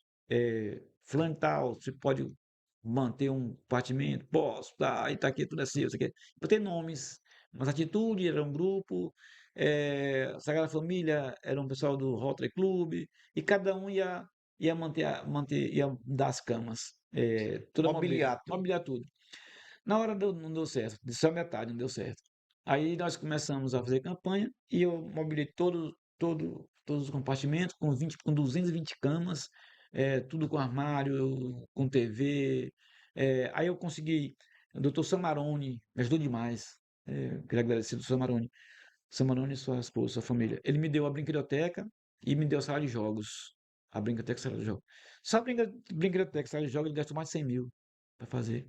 Aí o auditório, outra pessoa não deu. E a capela. A capela foi interessante porque eu chamei toda a empresa construtora e eu quero a capela. Mas Antônio, programação. Não, não, não, eu quero a capela. E os caras não estavam entendendo. Se eu quero a capela, o primeiro compartimento. Mas tá, não, sou. Na construtora, no Ainda, início no da início, construção. eu quero a capela. O senhor fez a primeira Aí, capela. aí a primeira capela. E uma pessoa foi me visitar. Quando foi me visitar, eu mostrei a capela já quase terminada. E eu tinha feito o orçamento dos bancos. O banco era 2.800 cada banco. E eu não ia comprar. Eu ia fazer inaugurar com a cadeira branca mesmo. Aí foi uma pessoa lá me visitar. E eu disse para ela esse caso, eu tô com um problema com os bancos, mas eu vou visitar, vou botar mesmo com o banco. História que vai, Cadeira, cadeira. com cadeira. O banco eu não vou poder comprar, compro depois. E lá fora, estava em obra ainda, prédio. Lá fora, já saindo, a pessoa já saindo no carro, já dentro do carro já. Seu Antônio, deixa os bancos da capela comigo. Eu disse, como assim? Eu vou lhe dar. Eu disse, como assim? Olha, 2.800 cada um e são 28 bancos. Ela disse, deixa comigo, eu vou lhe dar os bancos. Era uma jovem, uma empresária jovem. Eu não acreditei. Digo, isso não vai dar certo. Ela não vai conseguir esses bancos. 4 dias depois ela me liga. A capela ia ser não da capela, ia ser Capela Nossa Senhora de Antônio Bruno. Tava já tudo pronto. O painelzinho com o nome, o adesivo na porta de vidro, tudo bonitinho já, tudo bonitinho. Só cadê branca. Capela Nossa Senhora de Antônio Bruno. E 4 dias depois ela me liga para mim lá na loja dela. Eu fui, meu filho Dentes. Chegamos lá, a minha pessoa, o pai dela, a mãe dela, a gente conversou um pouquinho e tal. Suzana, suba aqui. Aí eu subi na escadinha, cheguei lá, tinha uma capela na loja dela. A capela, ela disse, é sua, pode levar. Capela Frei Galvão. Eu digo, meu Deus do céu. Tudo, o altar, os bancos, as coisas, o material litúrgico. Eu, meu Deus do céu. Nessa hora, minha perna tremeu. Digo, não pode. Tá bom, aí eu voltei para casa, tirei o painel que eu tinha feito com Nossa Senhora Antônio Bruno, tirei tudinho, mudei o nome, que era Nossa Senhora Antônio Bruno, e eu botei Capela Figravão. Hoje tá lá, Capela Figravão. Eu fui, acontecer essas coisas. Bacana, bacana. Mas aí, primeiro construiu a capela e a obra começou Ah, imediatamente. não, quando eu contei a capela, a obra estava em 80%, já Ah, já 70%, estava em já, 80%. já. Eu só concluí primeiro a capela, Sim, sim, sim, sim. concluí primeiro a capela. Aí, com 28 meses, o senhor inaugurou. Inaugurei, Inaugurou inaugurei. o prédio. Eu inaugurei o prédio assim, foi em duas festas. Dia Sim. 29 de novembro, nós inauguramos o prédio. Fizemos a nossa primeira festa, que eu chamo de festa religiosa. Foi com a vinda do Bruno, lá pra capela. Nós trouxemos o Bruno do cemitério, exumamos e levamos lá pra capela. Foi nesse dia 29 de novembro de 2019. Foi a primeira festa, segunda missa de corpo presente com o Bruno. Foi muito emocionante, muito emocionante. Eh, a, a, o processo que nós botamos na justiça, o advogado disse para nós, ele foi ver o resultado do processo, ele disse, São Antônio, o Bruno quer voltar para casa, porque o médico, o juiz tinha deferido. E lá no cemitério montei uma equipe de liturgia, uma equipe de, fui o diácono, meu filho, as pessoas da igreja, para acompanhar, para ficar tudo bonitinho, para o Bruno não vir sozinho e tal. para não vir como... E nós montamos isso. Aí chegamos lá, deu tudo errado no cemitério. Tudo errado. Aí o cara não quis tirar, ele escavou, não dá para tirar. Eu fiquei no instituto muito tenso. E meu filho ligou para mim, pai, não vai dar certo. Eu digo, nessa hora eu disse, Bruno, Denis, meu filho, pelo amor de Deus, sai daí, não dá mais, não aguento mais. Eu já não estava mais aguentando, eu estava para dar um troço. Eu e a Fábio, a gente estava assim, naquela esperança de o Bruno chegar, e tudo voltou, assim, muito forte em 2011, quando voltou o Bruno. E nós estávamos naquele prédio, assim, Isso já era 2019. 2019. E o cemitério lá não quis, não deu certo. E nós. Aí eu disse pro Denis, Denis, vem embora, meu filho, deixa, eu não quero mais. Eu não quero mais. Diz para eles que eu não quero mais. Eu não quero mais, eu não quero mais trazer o Bruno para cá. Eu não quero mais. E a equipe sai do cemitério. Quando tá na porta do cemitério, vai entrando a pessoa. Aí, que foi que houve? Você não deu tudo certo? Não, não deu certo. Por que não deu certo? Não sei, o cara não quer tirar. Não, não, eu vou tirar. Eu vou tirar para vocês. Bora, dá certo sim. Tá com 10 anos, eu vou tirar. Aí o meu filho fez o retorno fora do cemitério e entrou de novo para ele. E o Denis me ligou: pai, o Bruno quer voltar para casa. A mesma coisa que o advogado falou: o Bruno quer voltar para casa. Aí nós tiramos o corpo dele nesse dia, muito difícil, levamos para o laboratório, fazer a higienização. Eu havia feito uma caixa de granito desse tamanho. E o legista lá do laboratório perguntou se eu entendia. Quem fez a caixa entendia de alguma coisa. Digo, eu não entendi de nada.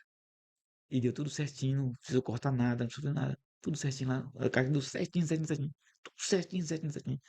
Botamos um colchãozinho, botamos um travesseirozinho, enfeitamos por dentro de anjo, adesivado de anjo. E os ossinhos do Bruno ficou lá bem confortávelzinho no corpo, tudo certinho. Aí isso no cemitério era 9 horas, o Bruno foi liberado lá do laboratório tipo 7 da noite. E eu lá no instituto, Marta Fátima, e os pacientes, assim, muito tenso, tenso demais, ó, assim, um dia muito difícil. E meu filho estava me acompanhando, estava me dizendo, ó, pai, nós estamos saindo do laboratório, pai, nós estamos no anil, pai, nós estamos ali. Quando o carro chegou na posse de trás, do fundo do instituto, aí eu já não estava mais aguentando. Nós havíamos programado 4 paradas. Na minha cabeça, eh, eu queria mostrar o prédio para o Bruno. E eu havia programado, feito o desenhozinho, para o diácono. Nós vamos passar primeiro aqui, aqui, aqui, aqui, aqui, aqui, e por último deixar ele na capela. Tudo arrumadinho para mostrar o prédio para o Bruno. Na minha cabeça eu queria mostrar o prédio para ele. Aí quando o Bruno chegou lá por trás, eu não tinha mais estrutura. Ele entrou pelo fundo, nós colocamos lá na recepção, fizemos lá uma de oração. Da recepção não deu mais. Aí eu disse, cara, leva pra capela, não precisa mais, leva pra capela. Capela, capela, capela. Aí nós fomos, pegar um elevador, botamos e levamos pra capela.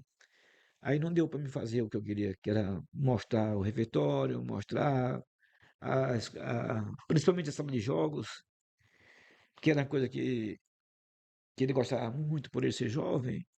É, eu queria muito mostrar para ele a sala de jogos. Tinha lá uma sala que a gente chama de Galeria dos Heróis, que são a foto dos pacientes.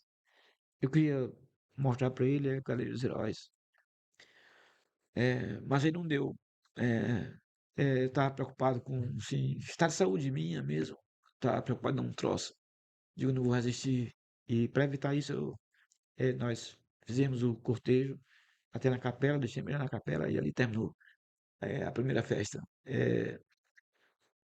da inauguração do prédio. Aí no dia seguinte nós fizemos uma festa popular. Aí eu fiz o convite nesse dia, só era nós, minha família, alguns poucos convidados e os pacientes. Só. O O padre. prédio já estava ocupado pelos pacientes. Não, estava pronto. Estava pronto. Estava pronto.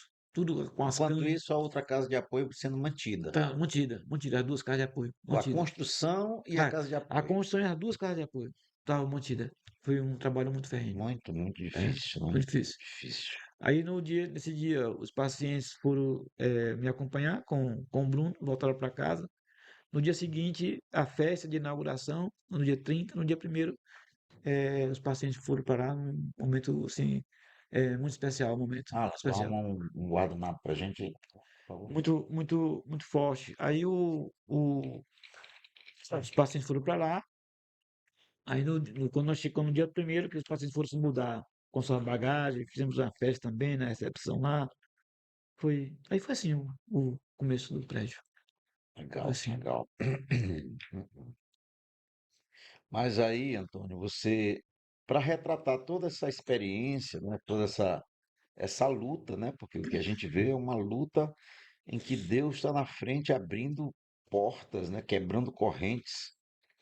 Sem dúvida. Você escreveu esse livro aqui primeiro, Primeiro foi o De foi Braços Abertos de ao Céu. braços abertos para o céu, Sim. não é? O que que trata de braços abertos para o céu? A história do Como foi? Instituto, a história do Bruno, parte da história do Bruno e também é, é, nosso trabalho. Ah, Como como começou, começou, mais ou menos assim. como quando começou a ideia do Instituto, né? Bruno foi o idealizador e o fundador, Sim, né? Então, de braços abertos trata desse, trata desse desse período. período, né? É. É possível ainda encontrar esse livro para aquisição, para quem quiser? Esse livro eu tenho lá em casa, lá no Instituto, porque teve um probleminha. Tipo assim, dois, três parágrafos no lugar repetido, e alguns Deus com letra minúscula, Bruno com letra minúscula. E eu chamei o cara que fez pra gente conversar, pra ele corrigir, ele não quis corrigir. E eu disse, não vou botar um negócio na praça, não tem como botar. Foi muito caro esse livro, muito bonito o livro, a capa muito bonita. E eu tive que botar na justiça para ele corrigir. Então esse livro está suspenso à venda, eu nem vendi. Na verdade eu vendi 1.500 cópias antes de chegar, 1.500 Sem cópias, saber, né? sem saber. Quando chegou eu fiz esse livro um recurso, um bom dinheiro nesse livro. Foi muito vendido esse livro. As pessoas não quiseram o dinheiro de volta que eu tentei, eu provei. Mas quem comprou não atrapalha a redação. A leitura não tem nenhum Sim, problema. sim, sim, Agora, quem sim. gosta de ler, lê. Eu, pelo menos, se for ler um livro aqui, um negócio, eu não consigo mais ler. Como eu gosto de ler, eu É, não gosto. Aí, isso 2011. não dava para fazer uma folha de retificação só, por enquanto? Não, não dava. Não dava. Aí eu tinha que fazer 2.000 cópias dessas para dizer para quem eu já mandei. É, E vender um livro com. Não, o certo é que o juiz mandou ele corrigir, fazer de novo, e ele recorreu. Ele não tem condição de fazer, ele recorreu. Eu propus para ele trabalhar nesse. Cristamente falando, ele não quer dar prejuízo, eu sei que tu é pobre, não pode. O cara trabalha na Bielfis do Bruno e fica tudo encerrado. Ele não quis. Aí eu paguei 40 mil para fazer isso aqui. aí vem esse aqui depois também, outra obra, É, esse, Antônio Bruno, uma biografia. Esse aqui, né? esse livro aí Deixa eu mostrar aqui, Alan. esse livro é a alma do Bruno. Esse livro aí Certo, tem a parte dele com a vida dele, e tem a parte dele no título Na Enfermidade Passo a Passo com a Fé. Tem toda a história dele, desde quando da biópsia até o dia do sepultamento. certo. O senhor fala, provavelmente fala alguma coisa da infância dele, Falo, né? falo, Fala falo, alguma coisa dele falo. aqui. E esse aqui tá à Tá à venda, tá, disposição tá à de disposição. venda, né? Tá à disposição de venda. E quem quiser adquirir esse aqui para saber a história de Bruno, como é que faz?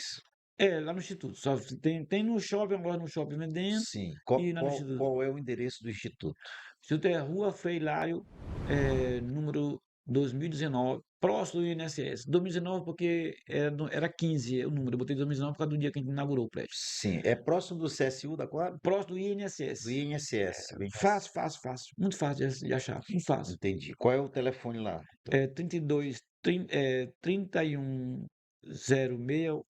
Ixi, Maria. calma, É. calma. Eu não sei o meu, é 8856-7471. 988. 8856-7471, que é o Tá, meu. nós vamos colocar na edição o QR Code. O senhor manda pra gente o QR Mano, Code, mano. o endereço, o telefone que nós vamos colocar aqui. Sim. Tá bom? Bom, e tem uma publicação previsível para 2025, A Maravilhosa Arte de Acolher. É, Mas esse aí nós vamos fazer um intervalozinho, tomar uma água, respirar, e a gente volta já para falar desse. Tá bom, Santão? pronto, tá bom. Um sonho, para se tornar realidade, exige muito mais do que a vontade do sonhador. É necessário ter coragem, sabedoria, determinação e, acima de tudo, a ação. Há mais de uma década, a Wiki Telecom surgia como um grande sonho na mente do empresário Paulo de Tarso Baima Filho. E como mentes conectadas mudam o mundo, em 2010, esse grandioso projeto começava a se concretizar. Nascia a maior operadora de telecomunicações do Maranhão e uma das maiores do Brasil. Homologada pela Anatel, a Wiki Telecom possui mais de 35 mil quilômetros de rede backbone, com 100% fibra ótica, totalmente própria, abrangendo 9 estados e o Distrito Federal. Somos uma das operadoras que mais cresce no Norte e Nordeste.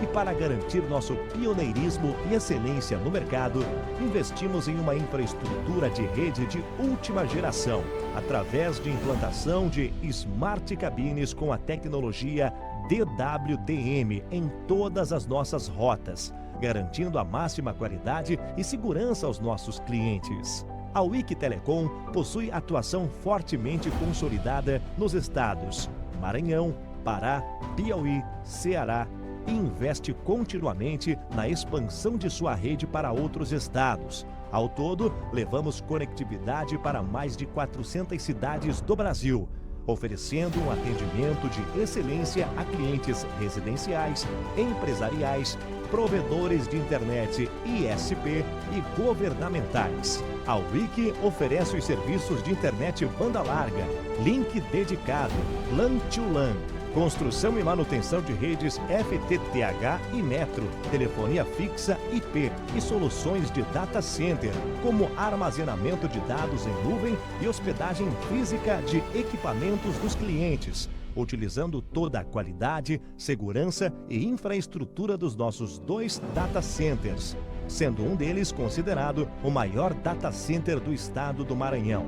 Para garantir um atendimento de qualidade e excelência, investimos na capacitação e profissionalização dos nossos colaboradores. Nossas equipes de suporte e monitoramento estão à disposição dos nossos clientes para solucionar qualquer eventualidade. Para consolidar ainda mais nossa hegemonia, nossa rede foi construída em anel com total redundância, sendo 100% própria, ou seja, sem a necessidade de terceirização de transporte, além de oferecer segurança e proteção anti-DDoS.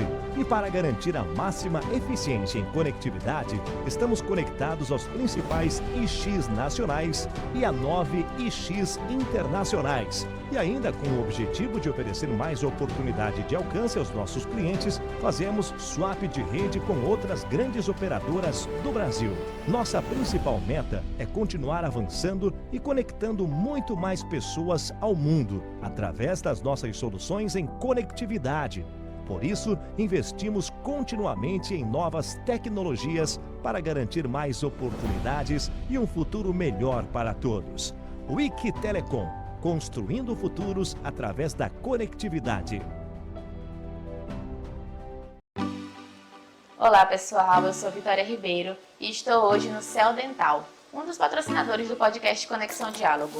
O Céu Dental é um centro odontológico especializado em atendimentos e serviços de qualidade. Já tem mais de 40 anos de mercado e está hoje localizado no Renascença, no edifício Office Tower. O Céu Dental oferece serviços como próteses totais, implantes dentários e muito mais, sempre com profissionais experientes e tecnologia moderna.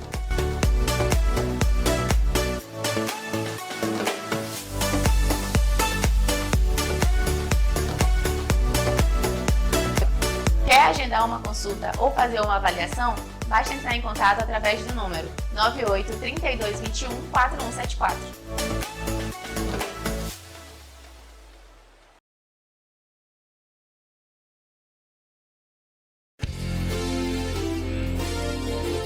Informação, entretenimento, cultura, negócios, saúde, educação e fé.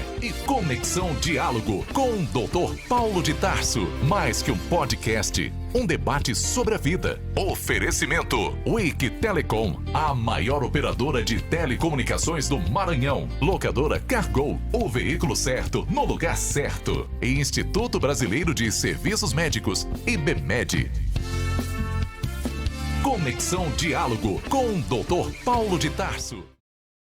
Bom, pessoal, voltamos aqui hoje com o senhor Antônio Lima Souza e um oferecimento dos nossos patrocinadores, a Wake Telecom, a maior operadora de telecomunicações do Maranhão. São mais de 35 mil quilômetros de rede, 100% fibra ótica, presentes no Maranhão, Pará, Piauí e Ceará, a número 1 em fornecimento de internet empresarial, governamental e para provedores ISP. Também estamos com a locadora Cargo, o veículo certo no lugar certo. Outro patrocinador nosso é o IBMED, Instituto Brasileiro de Serviços Médicos, instituto especializado na prestação de serviços médicos e hospitalares nas esferas pública e privada.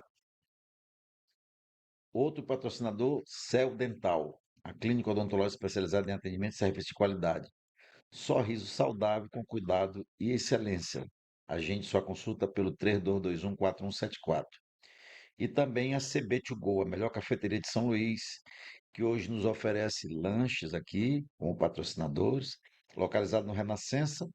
A CB oferece uma grande variedade de opções, bebidas quentes e geladas, cafés especiais, cappuccinos, chocolates, frappés e vários acompanhamentos como salgados, pães de queijo, entre outros. Visite lá a CB2Go ou peça pelo iFood ou pelo WhatsApp 3210 1032. Hoje falamos aqui, continuando nossa conversa com o senhor Antônio Lima Souza. Ele é diretor, né? Presidente, Diretor-presidente da Fundação Instituto Tonho Bruno. Instituto Antônio Bruno, né, que é uma casa, um instituto que acolhe pacientes oncológicos, né? Ali na Coab já demos o endereço e depois nós vamos colocar aqui. Bom, nós falávamos ainda dos livros, né, Antônio? Sim, E agora em 2025 nós teremos a publicação de A Maravilhosa Arte de Acolher, né? Tá aqui o livro, mostra mais uma vez o livro. Esse livro ele pode ser adquirido lá na própria fundação, no Instituto Tonho Bruno, no Instituto. Instituto Antônio Bruno, não é? E na Isa Presentes, lá no shopping. Na Aí. Isa presente também, É. no shopping, X Shopping, Shopping, Gold Shopping. Golden Shopping, beleza. Bom, e a Maravilhosa Arte de Acolher fala de quê? É, esse livro aqui, que até agora nós publicamos, fala da história do Bruno. Essa maravilhosa arte de acolher, aí fala, já vai falar do nosso trabalho de acolhimento. O que é acolhimento? Aqui eu falo de dois tipos de acolhimento. O acolhimento primário e o secundário. Quando, há 13 anos, trabalhando nesse serviço de acolher pacientes oncológicos, a gente tem que prestar atenção, bem interessante, é acolher qualquer pessoa tem um peso. Acolher um paciente oncológico do interior e carente tem outro peso. Então, eu coloco o acolhimento, eu divido em dois grupos: acolhimento primário e secundário. O acolhimento primário nesse livro, eu queria muito que os médicos oncologistas, todos os médicos lessem. Porque com a prática ou trabalhando diariamente, 24 horas por dia, com paciente oncológico, dessa forma que nós estamos trabalhando, a gente aprende muito. Então, eu aprendi, aliás, eu posso provar por meio de uma pesquisa. Eu tenho uma pesquisa, eu faço em julho e em dezembro. Essa pesquisa é só para o nosso consumo, é uma pesquisa nossa, interna, nem publico, nem boto nada, só mesmo para mim. Por essa pesquisa, eu percebo, ou a pesquisa me mostra, que o acolhimento primário é na sala do médico. Existe um número, um índice muito alto de pacientes que voltam para o interior a partir da consulta. Primeiro, porque não gostou do médico. Segundo, porque não gostou do como o médico falou. Terceiro, porque o médico. Então, se o médico acolher bem o paciente na sua sala, o paciente será um bom acolhido e ali a sala do médico é que define. se o paciente continua ou não o tratamento, por mais incrível que possa parecer. Claro que isso não é uma regra, não é 100% dos pacientes, é evidente Sim. que não. Mas se for 10 pacientes, eu coloco 10 porque eu amo os pacientes. Se eu colocar 10 pacientes que voltam para o interior e não vêm mais por conta do médico, são 10 vidas que nós perdemos por conta do médico. Então, não importa a quantidade, é a pessoa. Não é a quantidade, é a Mas pessoa. acolher, assim, em relação ao médico que o senhor fala, é a No bom, forma de no bom tratar, né, a atendimento. forma de E, passar informação para o exatamente. paciente, não é? Porque o senhor é médico, Sim. você é um dentista, por exemplo. Se você vai fazer um trabalho lá na UPA, você manda, você grita, entra o próximo, entra o próximo, entra o próximo, já tá bom, já chega. E no seu consultório odontológico, é assim? Não. É. Não pode ser assim. Você tem uma secretária, se dá um bom dia para a pessoa, sabe o nome do seu paciente, sabe a última vez que ele veio, você bate um papo com ele, se for. Eu É trabalhei diferente. 37 anos no estado e no município, concurso público, fui Então você sabe o que eu funcionário estou falando. público. Eu sempre tratei as pessoas pelo nome, porque a pessoa quer ser tratada pelo Pelo nome. nome. Primeira coisa que chega, não é É. paciente, não, ele quer ser tratado O pelo médico nome. chama, geralmente, vou fazer uma pesquisa, eu vou fazer uma pesquisa, quero descobrir por que todo mundo chama, quando não sabe, não chama de Maria, se é mulher, se é São José, e aí Zé? Por quê? Não tem, Não, eu não. eu não sei por que José e Maria. É, Talvez seja até carinhoso, mas o fato do acolhimento aí na mesa do médico ser importante, eu acho que se tiver algum médico nos assistindo, ele vai concordar comigo. Ele vai concordar comigo. Por que o paciente tem medo do médico? E por que o paciente ama o paciente, os nossos pacientes? Eles amam quando eles estão no salão do hospital que o paciente dá um sinal para eles, dá com a mão. alguma coisa eu percebo que o paciente, a pessoa que está se tratando, ele começa em desvantagem, que ele está numa dependência de outro. Não é? Quando você vai no médico, você está na dependência do médico. E essa conversa não é o paciente, não é a pessoa que tem que chegar ao nível do profissional. É o profissional que tem que chegar ao nível da pessoa. Aí é que entra o caso. Eu nunca vou ser um médico, É, mas o é, médico não vai ser eu. É mais exatamente. fácil eu ser um médico do que o médico ser eu, porque ele não vai voltar Por a exemplo, ser. eu quando eu trato com uma pessoa, eu quero falar a linguagem que ele entende, não é a linguagem profissional, Sim, sim, certo? sim, Eu, sim. eu gosto de saber qual é a profissão da pessoa, ele trata com o quê? Aí ele vai dizer, olha, eu sou, vamos dizer, marceneiro. Então eu quero falar uma linguagem que ele entenda como marceneiro, certo? O que que o marceneiro entende? Madeira, prego, martelo, serrote. Então eu vou procurar explicar para ele o tipo de tratamento na linguagem dele, É, fazendo uma analogia, entendeu?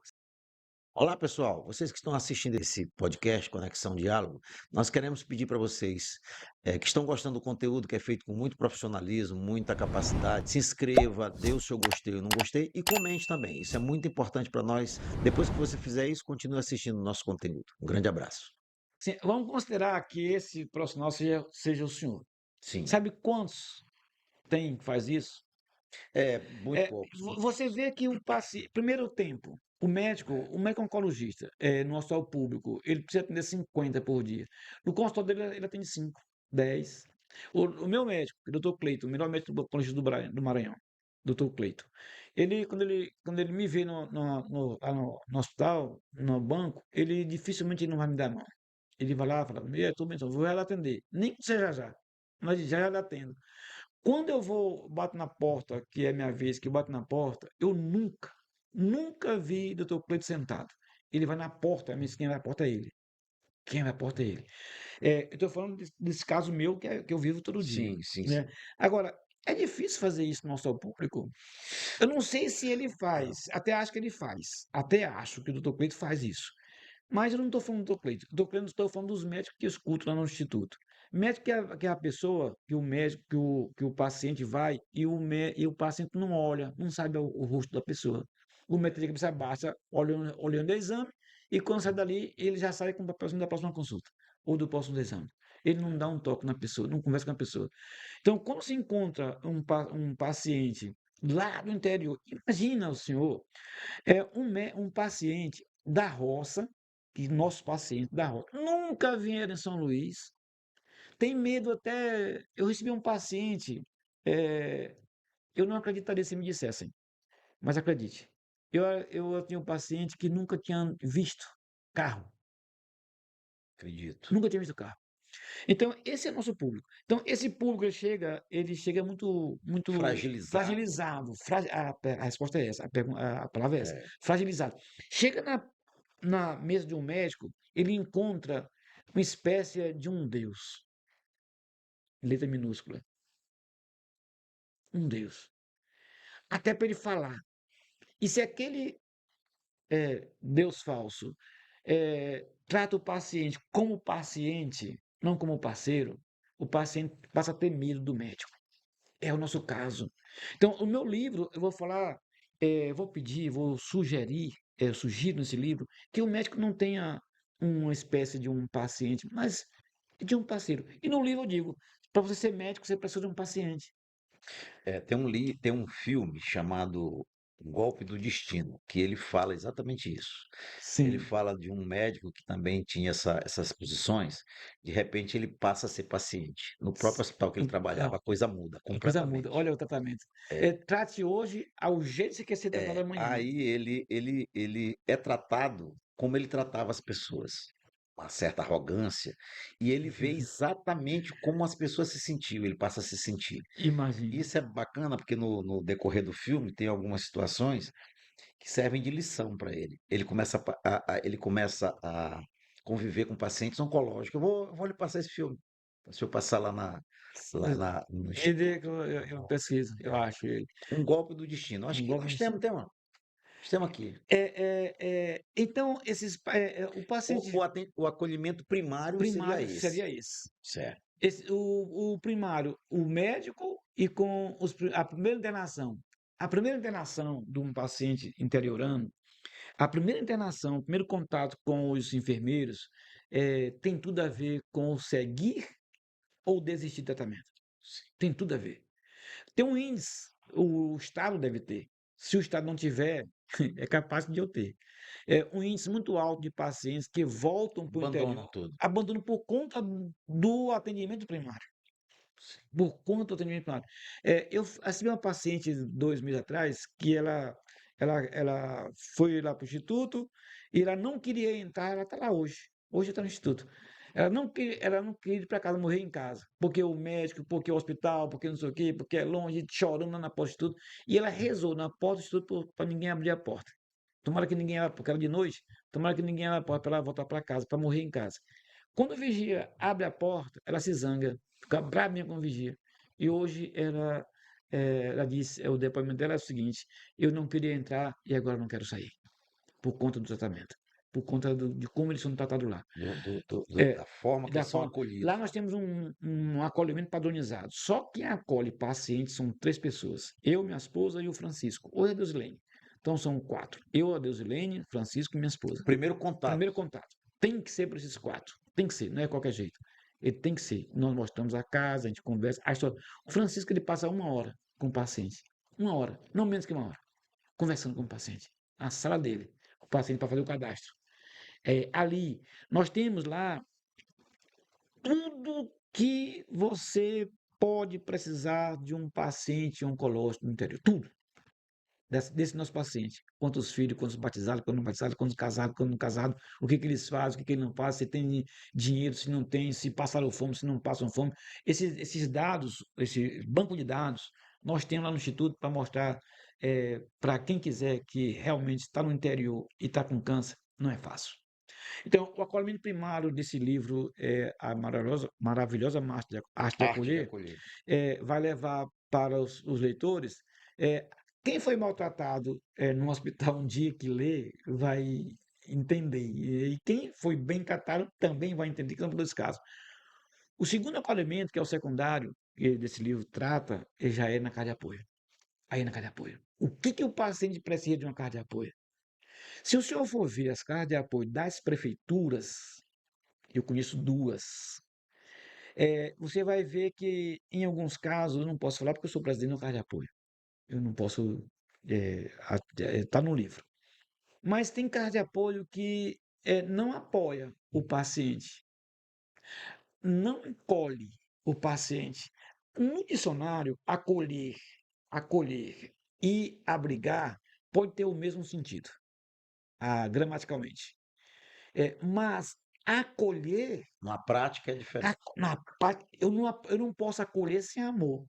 Eu posso abrigar sem amor. Eu posso lhe dar o meu Por exemplo, um hotel, ele hospeda, né? hospeda. Eu posso dar para um pedinte ou para um vulnerável meu terraço para ele dormir. Eu abriguei, Sim, entendi. mas eu não acolhi. Acolher para nós, nosso ponto de vista, família Antônio Bruno, Instituto Antônio Bruno, acolher é Deus, amor, proteção. Refúgio, refúgio e proteção. O que o paciente oncológico interiorano precisa de refúgio e proteção. O que é isso? Ele precisa de um refúgio.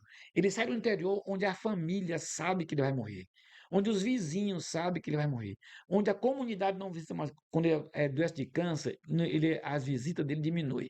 Tinha uma pessoa de Barreirinha. Ele vinha para cá, uma senhorinha. Ela tinha que vender farinha na feira, paga um dia da passagem para vir para cá, mesmo com o TFD que os prefeitos não pagam. A maioria dos prefeitos são carniceiros. Eu queria muito que tivesse pelo menos 10 prefeitos me ouvindo. Prefeitos devia cumprir com sua meta, ou com sua ordem, ou com seu devido trabalho. Trazer os pacientes com dignidade. Traz uma ambulância caindo nos pedaços. Os motoristas, às vezes, botam o paciente lá na porta do hospital e nem desliga o motor do carro, já vai embora. E se o paciente não tiver consulta? E se o paciente não te responde, o carro já foi embora? O motorista não volta mais. Mas o motorista não é culpa. O motorista está cumprindo ordem. Ele não pode voltar para pegar o paciente. Se o paciente ligar para ele, olha, eu não foi atendido, se ele estiver bem naquele carro, ele não volta mais, ele vai embora. E o paciente que se lixe, que se vire.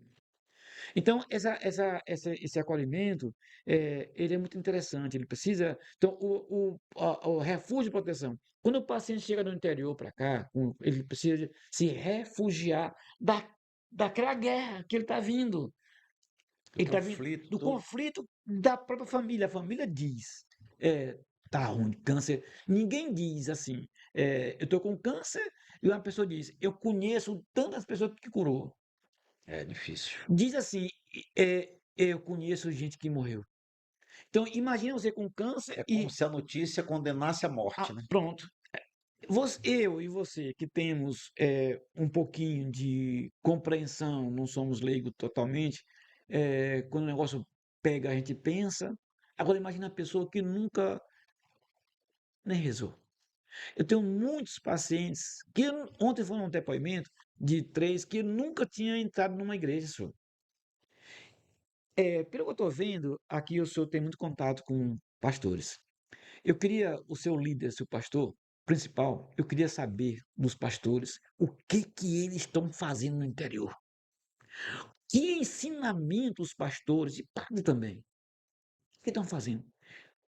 Considerando 3.300 pacientes nossos, hoje estão 3.400 pacientes, nesse universo de 3.400, as igrejas estão fazendo horrores no interior, ensinando errado.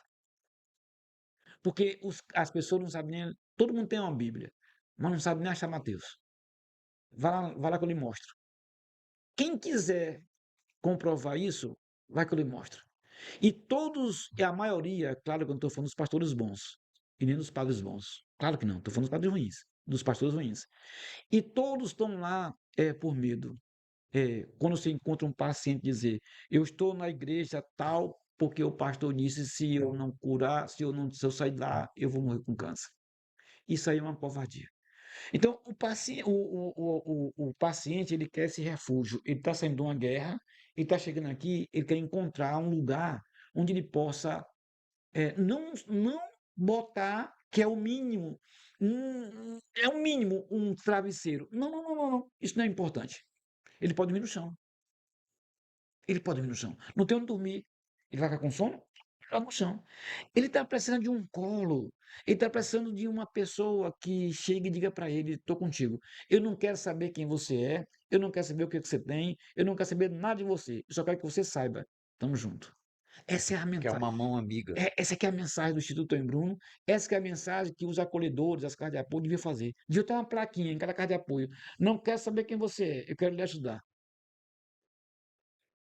Se o paciente, um idoso, por exemplo, meu irmão, querido irmão, deixa eu lhe dizer, Se um paciente idoso com câncer de próstata, que nunca na vida mostrou seu pinto para ninguém, e de repente tem que fazer os exames que se é feito com que muita gente sabe quais são os exames, esse cidadão, a primeira coisa que ele se sente, eu não sou psicólogo não, mas eu convivo com o paciente todo dia e converso bastante.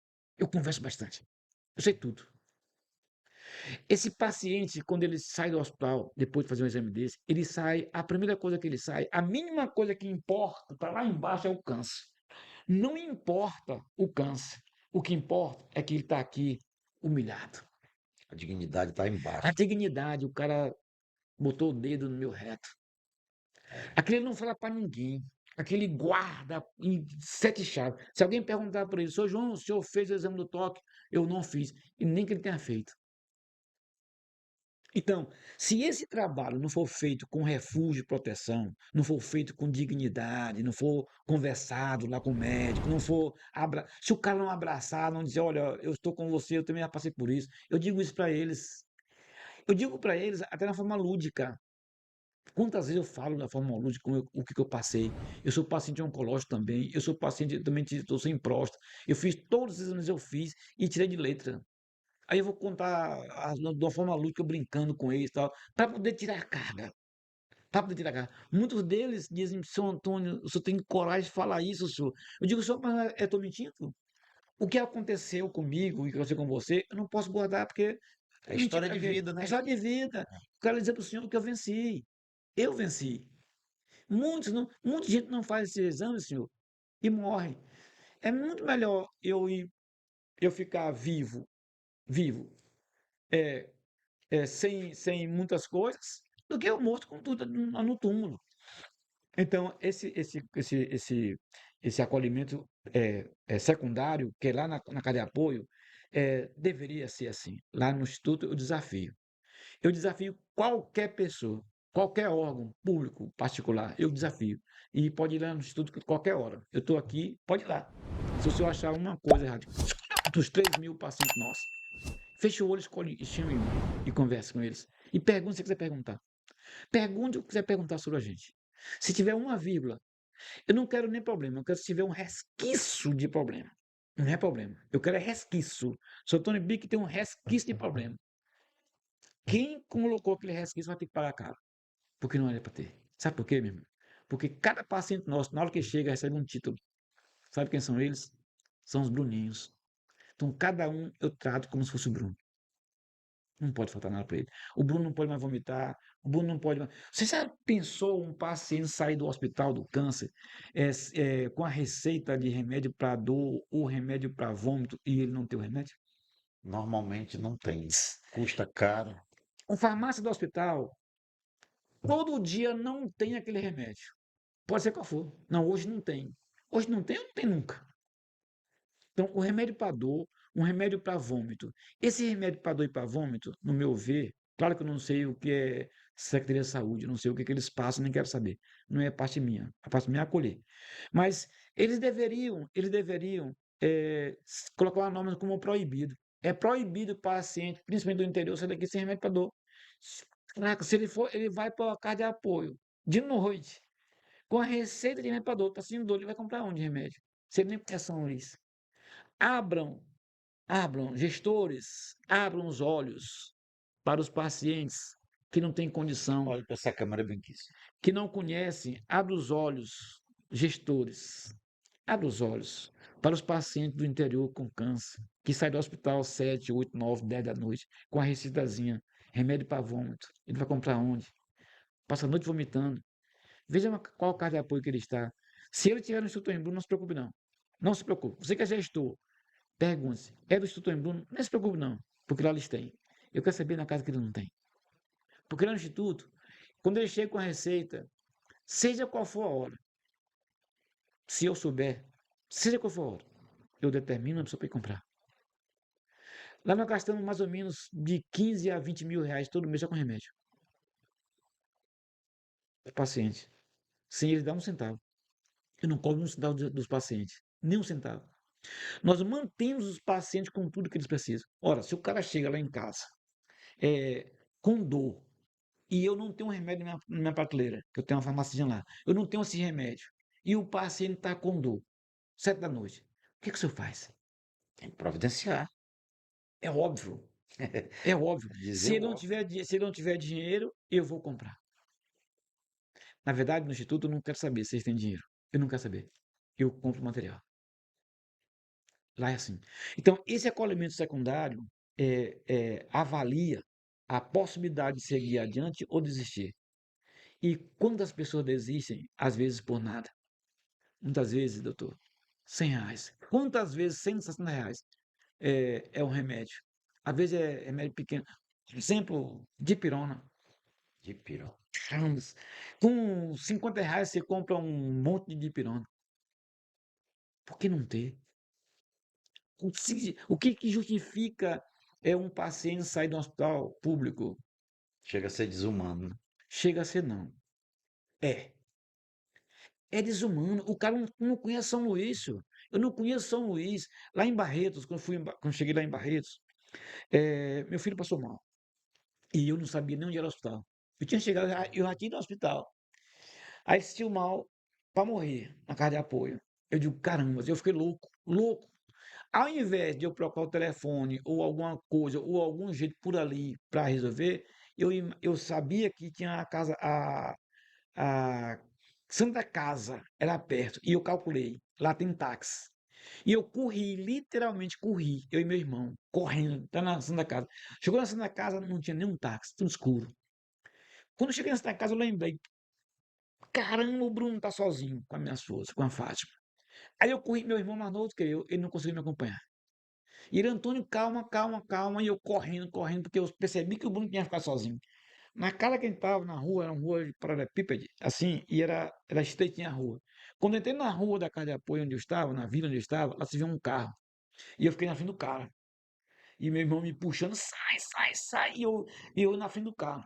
Tinha no dia seguinte de eu chegar, um dia depois do Barreto, em Barretos. E eu fiquei na frente, eu gritando, gritando, e o cara parou. Quando o cara parou, desceu uma porção de gente. É, homens, jovens lá, descendo. Tá vendo, não sei de onde. Eu digo, cara, eu tô com meu filho morrendo aqui, cara, eu preciso ir na hospital, não tenho como levar, não sei, eu não conheço nada aqui. Aí o cara, quando eu disse isso, o cara assim, aguenta aí. E ia entrar no carro de novo. Quando ele sair, eu digo, desgraçado, não vai voltar mais. E eu gritando assim, daí a 5 minutos. Não mais do que isso. Os caras voltaram com a ambulância. Aqui em São Luís, aqui em São Luís, tem uma tal de ambulância da SAMU, que eu nunca usei a ambulância. E já morreu, ano passado, morreram 5 pacientes nossos dentro de um carro, dentro de um Uber. 5. Esse ano já morreu um dentro de Uber. E eu ligo para a ambulância, eu nem ligo mais, na verdade. Eu nunca usei a ambulância. Por Porque quê? não chega. Quando chega, já foi de Uber. E eu estou com um projeto para comprar uma ambulância desde 2020. Esse livro aqui era para comprar uma ambulância. Eu fiz uma campanha de vender 3.000 cópias. Com 3.000 cópias, eu comprei uma ambulância. Eu vendi 1.500 cópias. E o dinheiro desse livro não deu para comprar uma ambulância, porque eu passei por dificuldade no instituto. Aí, se eu comprasse uma ambulância, eu não conseguia manter o instituto. Então, eu preferi manter o instituto. E a ambulância foi embora. Eu mandei ofício para os deputados, para presidente da Assembleia, pedindo uma ambulância. Mandei um ofício para 3 deputados pedindo ambulância, pelo amor de Deus, pedindo ambulância. Eu pedi uma ambulância usada. Eu quero uma ambulância usada, deixa eu conserto. Me dê uma ambulância usada. Está com 1 ano. A questão da ambulância hoje para nós é uma questão de urgência e emergência. E muita gente sabe que eu preciso da ambulância. Então eu vou precisar fazer outra campanha o ano que vem para me comprar essa ambulância, porque se eu for esperar, não chega. Agora, eu queria saber assim, por quê? Qual documento você precisa? Porque nós somos legalizados. Todos os documentos que você precisa, digamos que a sua igreja vai me dar o documento, vai me dar a ambulância. Você tem todas as certidões que você precisar, nós temos. E eu digo mais, vá lá me visitar, pergunte se quiser perguntar. Desconfie e pergunte. Não existe nenhum motivo para um gestor desse não me dar uma ambulância. E eu saber que paciente nosso morre dentro de Uber porque eu não tenho uma ambulância. E eu saber que lá em Barretos Foi 5 minutos para um leigo, uma pessoa da rua, trazer uma ambulância para levar meu filho ao hospital. Então, esse acolhimento Secundário. secundário, lá da cadeia de apoio, é isso que a gente precisa. Hoje eu não tenho um acolhimento padronizado como eu gostaria de ter, por falta de uma ambulância. Só. Tudo que o paciente precisa, lá no Instituto eles têm hoje. Mas eu não posso dizer para eles que ele tem uma ambulância UTI, por exemplo. Mas nunca morreu um paciente nosso lá no Instituto. Nós temos um trabalho lá chamado Rota de Fuga. Uma pessoa passa mal no apartamento, lá ele chama o vizinho, que o vizinho chama Francisco, que dorme lá, uma pessoa que a gente paga para dormir lá.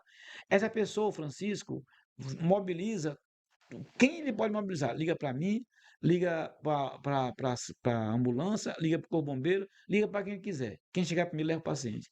E sempre, quando eu chego lá, às vezes, que eu moro perto, o Uber já levou. Mas sempre. E tem Uber que. Outra coisa que eu queria falar para você. Você já pensou se está com seu parente numa casa de apoio, na porta da casa de apoio, na porta da casa de apoio, por exemplo, com um paciente na cadeira de rodas, morrendo, e você chamar o Uber, e o Uber chegar e olhar para o seu parente e dizer: esse não posso levar, vai morrer dentro do meu carro, e sair? Acontece isso quase que semanalmente. Tem um paciente passando mal, o Uber chega, olha, eu até concordo. Eu não concordo, mas entendo. Eu não concordo, mas entendo. Porque é desumano. Eu tenho um carro e uma pessoa morrendo, eu não levo ele para o hospital porque ele pode morrer dentro do meu carro. Não, é desumano. Mas eu concordo, carro familiar, o carro, onde minha família roda, o paciente vai morrer, eu não levo. A gente concorda, a gente entende. Mas eu não concordo. Então a gente sofre. Sofre muito, a gente chora. Quando a gente eu dou murro na porta, né, às vezes. Uma vez chegou um cara lá e disse que não vou levar. E eu abri a porta do carro dele. E o cara vai levar. Eu disse, não vou levar. Esse paciente não leva. Ou você leva esse cara, esse paciente, ou então eu quebro teu carro todo de pedra aqui. Jogo pedra no teu carro. Tu pode até me matar. Mas tu vai me matar depois que eu quebrar teu carro todinho. Porque eu vou quebrar teu carro todinho. Ou tu leva, ou tu acontece isso. Eu desesperado. Claro que eu não ia fazer isso. É evidente que eu não ia fazer isso. Então, certeza absoluta que isso eu não ia fazer. Eu dei pressão. E o cara levou o paciente. E a acompanhante disse que ele foi ligeiro demais, correndo demais. E me surpreendeu. Quando o cara chegou no hospital geral, que desceu o paciente, ele falou para a acompanhante, para a senhora, senhora, eu vou ficar aqui, só me avisa se vai precisar, se, como é que ele está. E o cara ficou lá quase que 1 hora. Aí eu fui atendido, lá ele desceu, voltou, disse, olha, ele foi atendido, muito obrigado. Aí que ele foi embora. Quer dizer, a primeira impressão foi uma derrota. Mas o cara, humanamente, eu queria muito saber, nunca mais vi ele, né, claro, né? Mas eu queria muito agradecer ele por ele ter feito isso, ter se compadecido da situação. A princípio foi ruim, mas, assim. Então, essa é a história do meu livro. Legal, legal. Ahn, bom, Antônio, chegando ao final dessa, vamos dizer assim, primeira etapa dessa entrevista, né? Porque nós já vamos deixar aqui o convite para uma segunda etapa para a gente falar desse livro aqui. E depois nós vamos marcar uma visita lá para fazer uma filmagem lá no Sim, sim, Santo sim, Bruno lá. sim. E eu estou confundindo com fundação, é Instituto Antônio Bruno. Muita gente faz isso. É fácil, Mas não né? é por mal, não. Ah, muita gente. E gostaria de pedir as suas considerações finais. Antes, eu gostaria que as pessoas se inscrevessem no nosso canal, né? Perguntassem, não é? Compartilhassem também, porque eu creio que essa entrevista vai ser de muita utilidade, né, para as pessoas que estão vendo, até chegar às autoridades que possam doar uma ambulância ou duas ambulâncias, né? Uma UTI, uma outra. Uma ambulância usada serve, não precisa nem Não, duas. não, não, não, não, não, não, não. A gente vai fazer a coisa bacana, as pessoas, nós vamos, em nome de Jesus Cristo, nós vamos ganhar, o Instituto Antônio Bruno vai ganhar duas ambulâncias, uma UTI e uma outra ambulância. Eu acho que é digno para o ser humano, tá certo?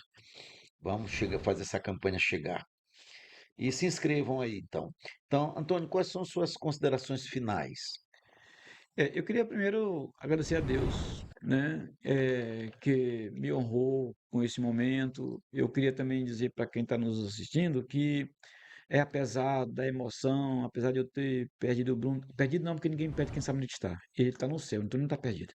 Mas assim, a falta do Bruno, o sofrimento que a gente tem, parece ter sido assim uma coisa muito escatológica. Tá longe. Sofrimento. Mas apesar de Deus ter permitido tudo isso, Deus nos honrou em altíssimo grau. Você que está me ouvindo, quer dizer, Deus me honrou, nos honrou em altíssimo grau. Primeiro, porque nós acolhemos hoje 3.500 pacientes. Primeiro. Segundo, nunca faltou nada naquela casa. Nunca faltou nada. E se eu for contar as histórias de milagres naquela casa, você vai se encantar. Por exemplo, comida. Que às vezes a gente quer uma coisa e não São tem. quantas refeições por mês? 2.800, mais ou menos, refeições por mês. Medicação, Medicação, material de limpeza, higiene pessoal. higiene pessoal. Todo paciente que chega lá, novato, ele ganha um kit. Todos. São 45 toalhas de banho por mês que a gente gasta. Se você puder dar algumas, leve lá que vai ser bacana. Toalha de banho. Porque às vezes o paciente chega e a gente dá o kit, que é a toalha de banho, sabonete, escova, Ele chega pasta. sem nada. Sem nada. E roupa, às vezes a gente dá roupa usada antiga. São mais ou menos de 3 a 4 mil peças de roupas novas que a gente doa para eles. A gente doa, não, a gente devolve, porque a gente recebe de graça, dá de graça. Receber de graça, dá de graça. A gente dá para eles, a roupa usada. Então, roupa usada, material de higiene pessoal, toalha, que alguém quiser fazer uma campanha para levar umas 10, 12, duas, uma toalhazinha, é bom. Proteína também, a questão do frango. Antes da pandemia eu não comprava. Frango, fígado, peixe eu não comprava. Eu recebi doação. Da pandemia para cá, ficou mais difícil. E hoje nós gastamos mais ou menos R$ 3.000 com frango e carne, todo mês, toda semana. Por semana, R$ 3.000. Se você puder doar uma caixinha de frango por mês, todo dia primeiro eu vou dar uma caixa de frango, uma caixa, um frango, uma banda de um frango, uma perna de um frango, uma caca de banana, uma penca de banana. Você está no quintal manga, leva 10 manguinhas para lá. Você tem banana, leva banana. Qualquer coisa que levar chega bem. Isso. Então eu queria agradecer a oportunidade, muito obrigado mesmo por me dar a oportunidade de falar especialmente do meu filho, que eu amo falar dele. Muito obrigado pela oportunidade de eu falar de Deus, né? Porque Deus deve ser louvado 24 horas por dia por nossos lábios, nosso coração. Muito obrigado pela oportunidade de eu participar desse canal, desse programa que é maravilhoso, porque aqui a gente sente a presença de Deus, aqui a gente sente que é o diferenciado. Eu já fui em alguns lugares e aqui a gente sente uma energiazinha boa. Muito obrigado pelo acolhimento, principalmente dela, me acolheu muito bem lá atrás. Muito obrigado por tudo, Deus abençoe, proteja e guarde todos vocês e ame cada um. Amém. Nós também agradecemos a tua presença aqui, poder falar do Instituto Antônio Bruno. E em outra oportunidade nos veremos novamente. Muito obrigado, fiquem com Deus. E assim é mesmo. Em reconhecimento e agradecimento à sua presença, nos oferecemos Olha, também rapaz. uma retribuição do seu presente também, não é? Leve o nosso abraço à sua família, não é? E que a gente possa se encontrar outras vezes. Ó, isso aqui é só o que eu tava precisando. Ou ele come carne de coelho, ou ele falou com alguém lá em casa, saber o que eu tava precisando, que ele me deu só o que eu tô precisando. Que coisa. Muito obrigado. Tá, muito obrigado também pela Obrigado. presença. Um grande abraço. Olá pessoal, eu sou Vitória Ribeiro e estou hoje no Céu Dental, um dos patrocinadores do podcast Conexão Diálogo. O Céu Dental é um centro odontológico especializado em atendimentos e serviços de qualidade. Já tem mais de 40 anos de mercado e está hoje localizado no Renascença, no edifício Office Tower. O Céu Dental oferece serviços como próteses totais, implantes dentários e muito mais, sempre com profissionais experientes e tecnologia moderna.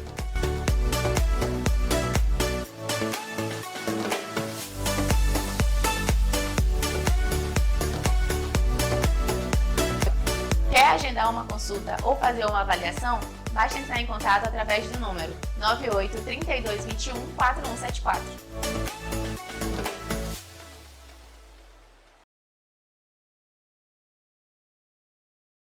A Wiki Telecom, maior operadora do Maranhão, com mais de 35 mil quilômetros de rede, oferece serviços com condições exclusivas para clientes empresariais e provedores ISP. A Wiki possui a tecnologia DWDM em toda a sua rede, possibilitando o fornecimento de velocidades acima de 100 GB em canais independentes com a menor latência, proteção anti-DDoS e redundância. Wiki Telecom, conectando os maiores provedores de norte a sul do Brasil. 98 99122 7918. Informação, entretenimento, cultura, negócios, saúde, educação e fé. Conexão Diálogo com o Dr. Paulo de Tarso. Mais que um podcast, um debate sobre a vida. Oferecimento Wiki Telecom, a maior operadora de telecomunicações do Maranhão. Locadora Cargo, o veículo certo no lugar certo. E Instituto Brasileiro de Serviços Médicos, IBMED. Conexão Diálogo com o Dr. Paulo de Tarso.